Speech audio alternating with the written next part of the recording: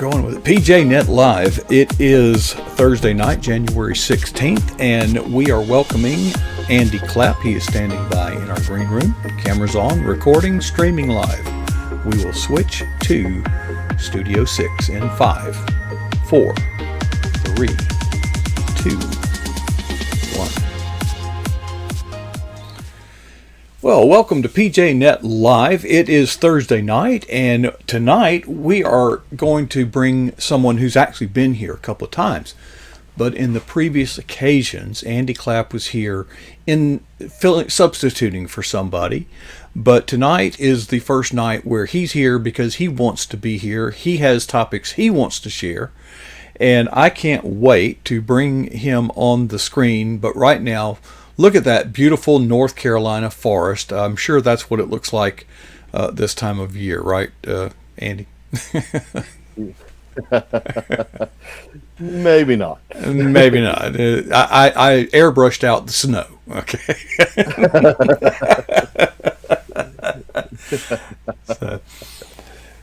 Well, Andy, I am so, gosh, last time I spoke to you was, I guess, back in November.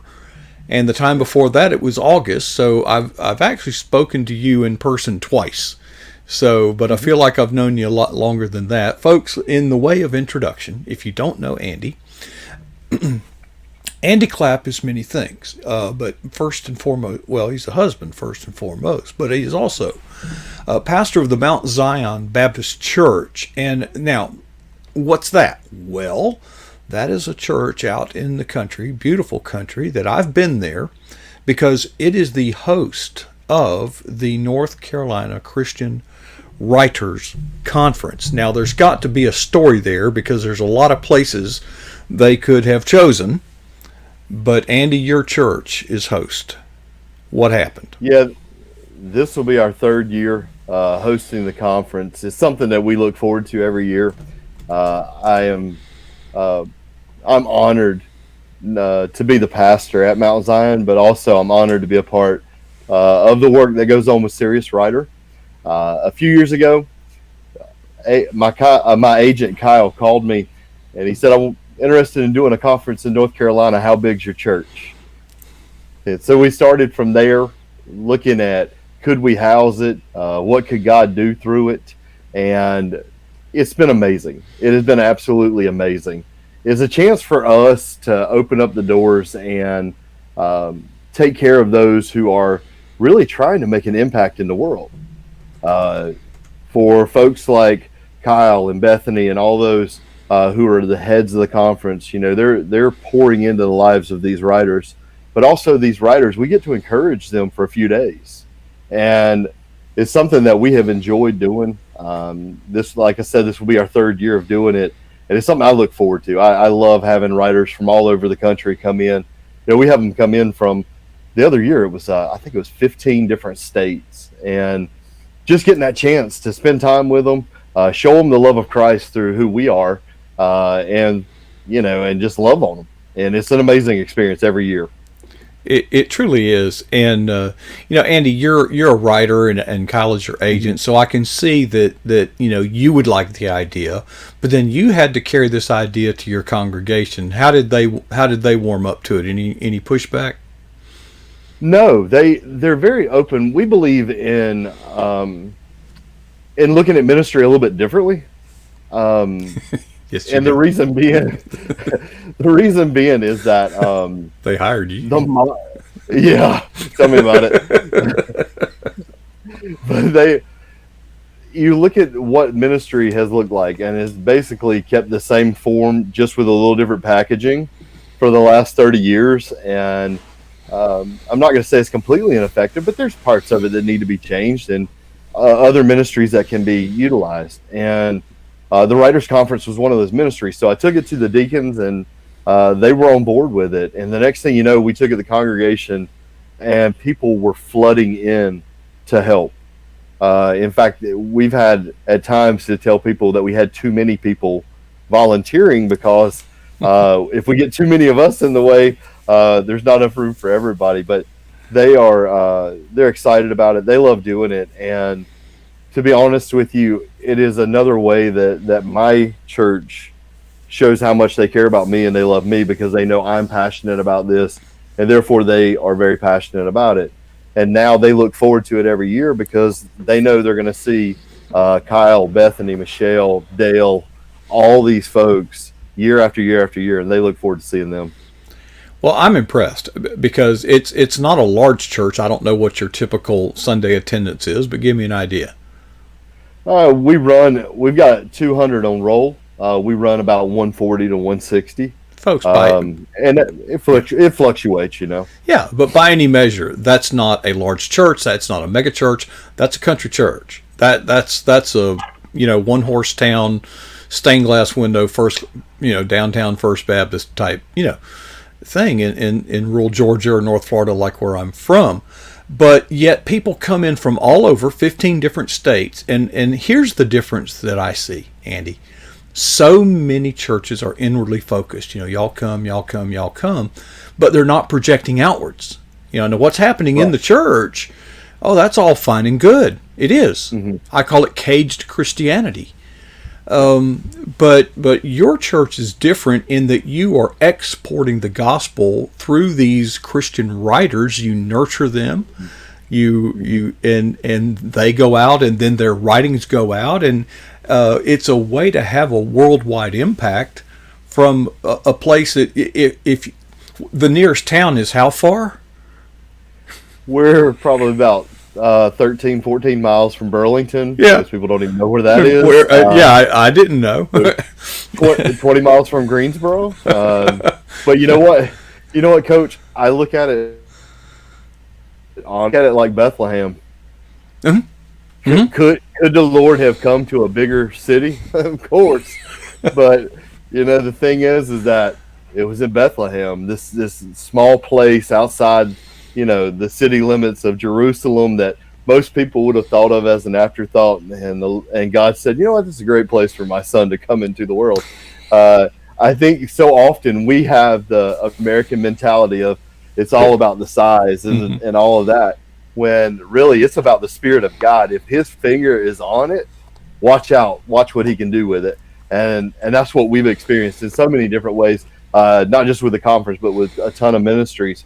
And I've watched that even with PJNet and other things like that. When God's finger's on it, watch what He'll do with it. It's amazing. I assumed when I got there, I was in the parking lot waiting for somebody to come open the door. When you came, I thought you were the groundskeeper, to tell you the truth, but I thought, well, you might have a key. Maybe I'll get in. And you were so now actually. When you introduced yourself, I knew you were the pastor because Dell Didway had told me about you, but you didn't know I knew, and you didn't introduce yourself as the pastor. You just said, I'm Andy Clapp. And I'm just anybody. Right. Yeah. And folks, you would have had to have been there. It was a precious moment because Andy then says, I wrote, and I mentioned Dell Didway, trying to connect, because I want a key. I want to get the door open. And so I'm trying to establish credibility. He says, oh, yeah, Dell Didway. Andy says, oh, yeah, I wrote an endorsement for his book that just came out, First Down Devotions. And I said, so did I.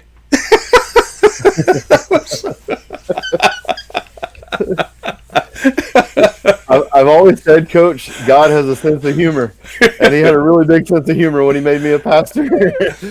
Well, and then I assumed you were bivocational because it's a small church, and most churches that size, have a bivocational pastor. And no, you're not. Well, no, because they really our church. They want the pastor especially to lead them in everything that he can lead them in, but also they want me focused on the things that we need to focus on. So I'm not a bivocational pastor, and that is by the grace of God and the love of a congregation, which allows us to do more stuff like, the Serious Writer conference, or we did Feed the Hungry the 1st of January. And we packed, like 10,000 meals in 3 hours. And were I working another job, those things wouldn't be nearly as easy to pull off. But, the church made a commitment, and to be honest with you, it's fun for me because I get to see people who truly understand the Great Commission in go. Go. Ye. Yeah. And unfortunately, most of the time we're sitting back and, we really kind of refocused ourselves here lately because you get into, in modern Christianity, you get into a mindset, especially in churches, where it almost becomes like the field of dreams. If they build it, if you build it, they will come. And we forget that Jesus's first word was go. Go. In the Great Commission, it was go. And he didn't say send. He didn't say send. And there's so much emphasis, like in the Southern Baptist, cooperative program. Wonderful program. But that does not absolve anyone from the Great Commission. No, and the more that we live the Great Commission in our lives, and what I mean is just, if you're a walking testimony of Christ, you're going to reach people. It's inevitable. You're going to reach people. And the more that we become just Great Commission living Christians, man, the impact we can have, because we're the ones who have the real hope in life. I mean, seriously, the world that does not know Christ has a false sense of hope, which is actually hopeless. But we have the real hope. We have Jesus Christ himself. And that hope is what should drive our daily living in such a way that other people can feel it on us when we walk by them. It's amazing. I'm kind of watching the chat room. JD is there now. JD will be with us in just a few moments. We're looking forward to that. By the way, Andy will be with us the second Monday of each month, starting next month. Now, Andy, gosh, we talked back in November. I actually stopped by on my way to Ohio, and I remember you saying, "I'm all in, Coach." And then you kind of, I thought, well, Christmas, and then after Christmas, your father had some issues, I think, and I thought, is Andy really all in? And then I find out that the church actually wants you to get some rest. Yeah, my church, I mean, and this is, again, it's not the common practice, but my church put me on sabbatical for January. And what it was they wanted me to take time and to rest.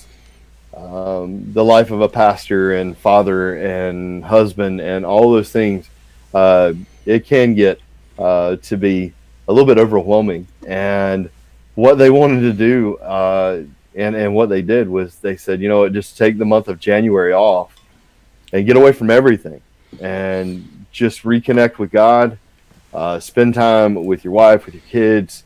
And we're blessed because we have a retired pastor who's in our church, and he just picked up the reins for me here in January, and the church voted unanimously for it. And Coach, I can't tell you what it means for your congregation to be behind you in such a way that they say, we want you to be in the top form you can be in, so let's get some rest. The chairman of the deacons, who is one of my best friends, he told me, he said, I like seeing you when you're just all in, when your guns are blazing. And he told the congregation, he said, we're going to give Andy January off, so put your seatbelt on for February.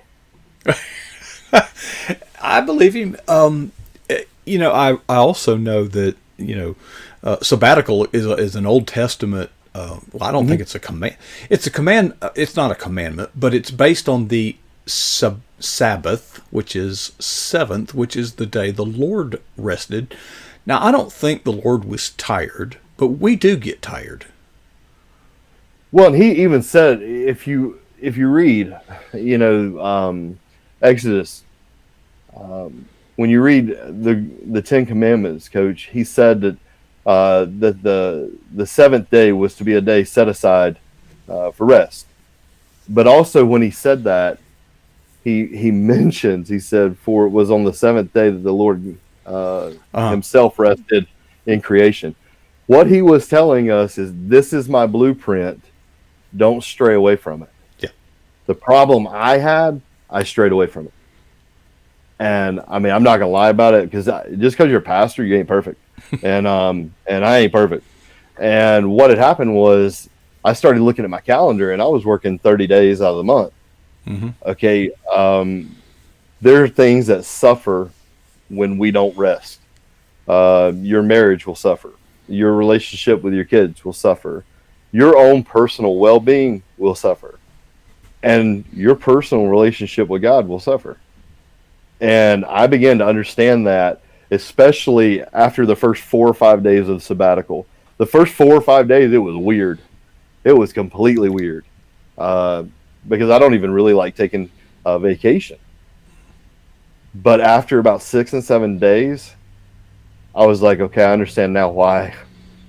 I understand why we need it. I mean, I feel like a new person. And it's amazing how when we do things God's way, when we will just follow his blueprint, it comes out a whole lot better than when we try to do it our way. Yeah. I hear this phrase often when people refer to going to church to worship. They say, I need to charge my batteries. Well, I think that sounds good, but my observation of their Christian walk, it seems to me their batteries are not discharged Monday through Saturday. Why do they need to charge them on Sunday? One of the things that, and I believe in that, Coach, reveals part of the issue, is we live in a time of biblical illiteracy. And it's a time where, honest to goodness, we have so much going on that we forget the main thing going on, which is the Lord. And I think most of us use church to come back to on Sunday, kind of to refocus and recenter. But if he stays the focus all the way through, then we're in much better shape. When he's our focus on Mondays and Tuesdays and Wednesdays and Thursdays. And that's where the charge comes from. You know, I talked to a Major League Baseball player. I wrote a book in 2011 called Under the Lights. And it was a Christian men's book, really. And it focused on how to live our lives under the lights because people are watching us. Mm-hmm. And I talked to Luke Scott. He played outfield for the Baltimore Orioles. And I'll never forget this conversation. I could take you to the exact place where I was when we had it. And I was talking to him about his faith and all this. And he said, God is my power source in life. He said, the problem that we have too often is we're unplugging the power source. Mm-hmm. He said, when I stay plugged in, my batteries are fully charged. He said, but it's when I take myself off of the power supply that everything begins to run down. And I thought, how cool was it that he understood it in such a way that he was talking about how when he was plugged into God, he was at his optimal performance in life. Plugged in through his word, plugged in through prayer, plugged in through his witness, through his testimony, through all these different things. But he was telling me that every time he removed himself from it, he could feel the difference. I think, and that means a lot coming from someone in his position, because usually when you get up there, you become more self-sufficient, or at least you think you do. Right. You begin to think that it was your skill and the sweat of your brow and all those things. And I've met people that just don't feel a need for God. That's the kind of, they'll tell me, maybe not in those exact words, but that's what they mean. Until something happens that they can't handle. And of course, they don't, and I worked in disaster relief for 14 or 18 years. And people that thought they had their world under control realized they don't. Yeah. And that's a crisis of faith for them. Now, unfortunately, some of them get angry at God, and how does your loving God do this to me, But then others turn toward God, and it's great to be there and walk with them through that in the recovery process. Well, gosh, time flies. Andy, we'll see you the second Monday of February. Yeah. Real quick, by the way, I'm seeing some things in the chat room. JD is really wanting to get up there. I don't know if you've met JD, but it's worth the trip. It's Yeah. Oh yeah. I think I'm gonna just drive to Texas one day, just show up on his front step. Hey JD, let's go walk around the Cross W. I got my boots on. Yeah. You don't wear tennis shoes around a ranch like that. So, well, Andy, I hope your sabbatical, you're coming toward the final days of it, and we look forward to hitting the ground running. Many exciting things going on, and you are one of them. But it's really not you, Andy. Your church has been just an enormous inspiration to me and to all those connected with Serious Writer at those conferences. It is a jewel to find a church with such an outward focus that just turns over y'all just,